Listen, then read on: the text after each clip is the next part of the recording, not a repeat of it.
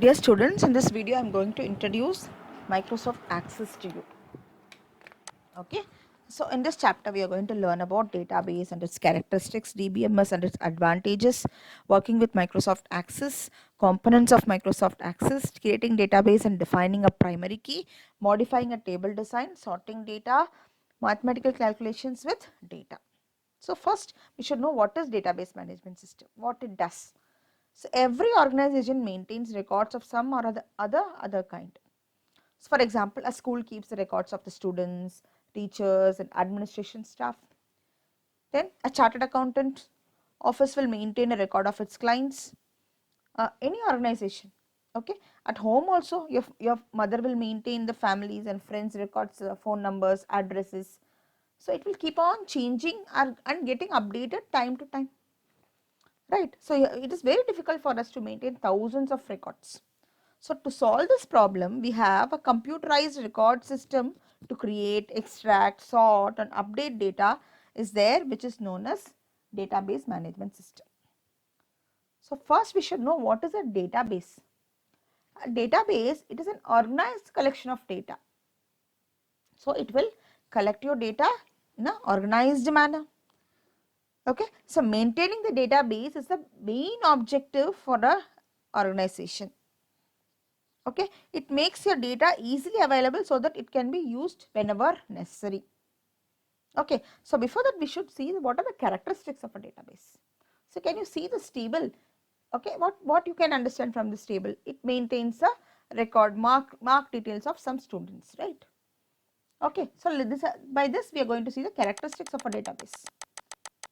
Okay, so see this. First is what value. Each one is called a value. Tina is a value. Roll number 1 is a value. Her English mark is a value. So each box contains a value. It is the smallest unit of a database. It can be numeric. It can be alphanumeric. It can be a special character. What is numeric? Only numbers. Alphanumeric, combination of both number and text. Okay. Next is a field. What does mean by field? Roll number field.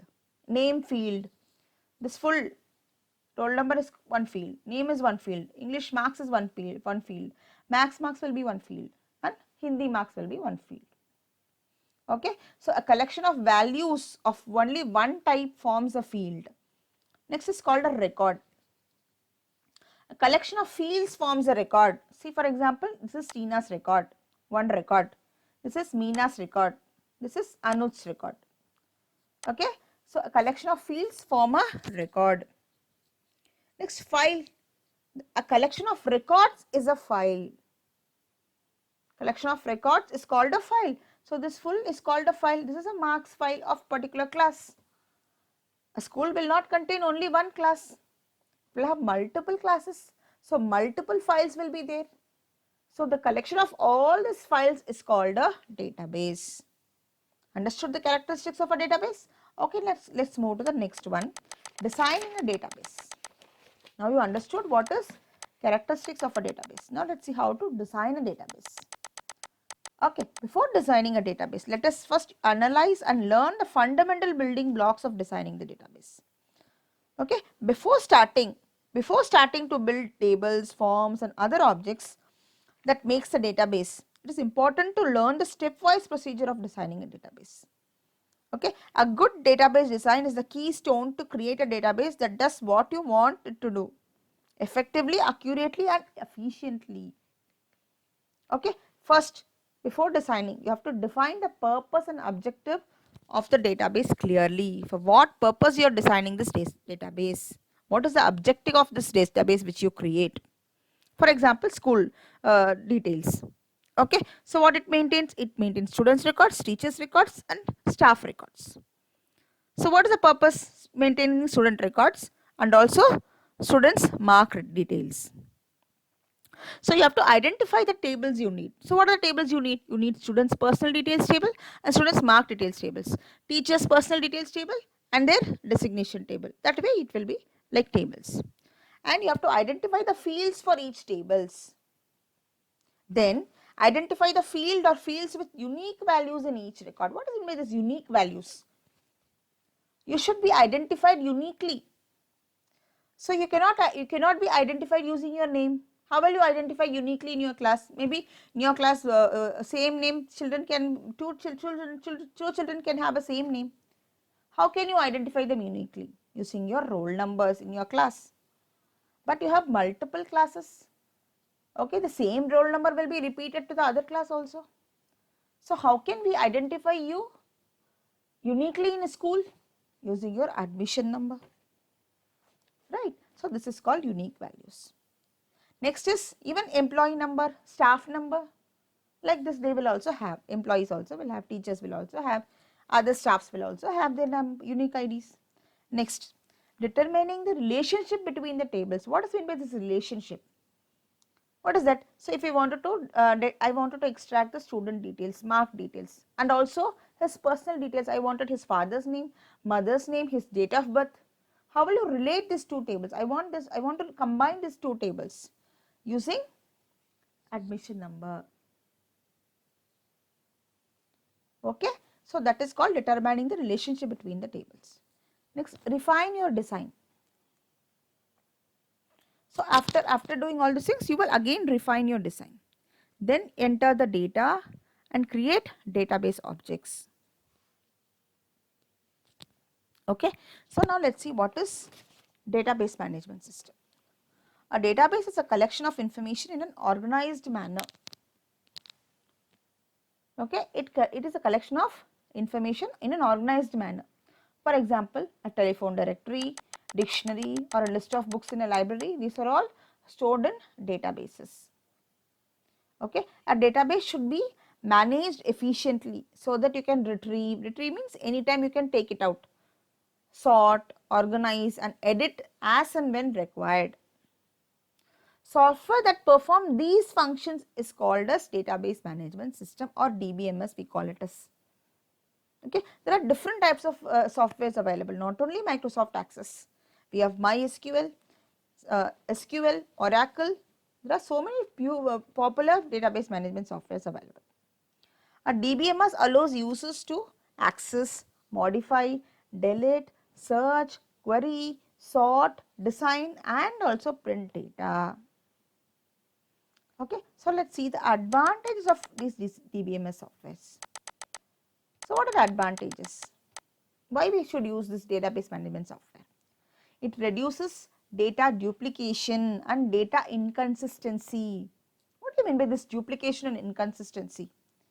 So duplication is what? For example, if you are storing in a paper or file, you will write the same thing again and again in various sheets, and it will be inconsistent. It will be inconsistent. Once if you go in search of some data, it will be very difficult for you to search in papers and files.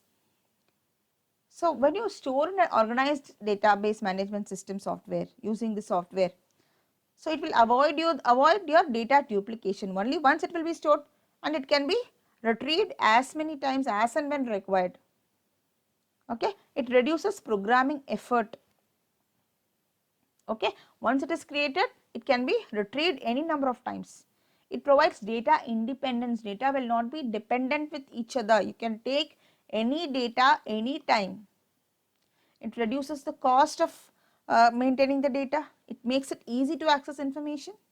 It provides distributed processing. Many people can work at a time and use the data at a time. Provide security and integrity of information. It will be stored in a database management software securely. Okay, the permission, only the people who have the permission to access the data, they can access the data. It is suitable for large and commercial organizations to maintain their data, confidential data. Okay, children. Okay, now let's go to the Microsoft Access now. Okay, for example, how will you open the usually? It is also a database management. It is a powerful database management software to organize and manipulate data. Okay, it is a user friendly language, and it is capable of storing huge amount of data. Right. So like we can create tables, forms, reports and queries. Using these forms, reports and queries, we can retrieve the information as and when required. Okay, so first let's see how to open this Microsoft Access. As you all know, you have to go to Start, All Programs and open Microsoft, from Microsoft Office, you can select Microsoft Access and open it. Okay, children. Now, if I say, for example, it will look like this. When you open, after opening, it will look like this. You have to click on this blank database. See, can you see the name of the database? By default, it will show you database 1, 2, 3 like that. If you wanted, you can change the database name and click on create. Okay, so after clicking on create, your screen will look like this. See the components of this Microsoft Access window. See, this is the title bar. Usually in every Microsoft Office platform, it will look like this: quick access toolbar, office button, status bar, different views over here, and only difference is we have navigation pane over here, and we have tabs over here, and we have, this is a tabbed bar. So it will show you all the tables, forms, reports, or multiple tables. Everything will be tabbed over here. So as you all know, there are different various tabs available. So it is, these are all grouped together. These are the groups in the ribbon. Okay, like any other Microsoft Office tools. Okay, these are the components. Next we will see what are the database objects. So there are different types of database objects. First is tables. It is used to store data in a database. Next is forms. It makes it easier to enter data in tables. Next is what query. It is used to retrieve data from one or more tables based on some criteria. So it will take data from one or more tables based on some criteria and display it to you in your screen. Next is reports. Report displays the data in a printed format. Okay, children, now let's see some of the data types. If you have data, it should have types, right? So for example, see, let's see different types of data. So over here I will show you. These are the different types of data types here. First is text. What does mean by text? It contains both text and numbers, like addresses. Some data contains text and also numbers. It is a combination, alphanumeric I said, combination of text and numbers. Some numbers are used for calculation, some numbers will not be used for calculations. So that will be stored in number. Number stores numeric data that is used for calculations. Next is what? Currency. Some numbers may be currency. Okay.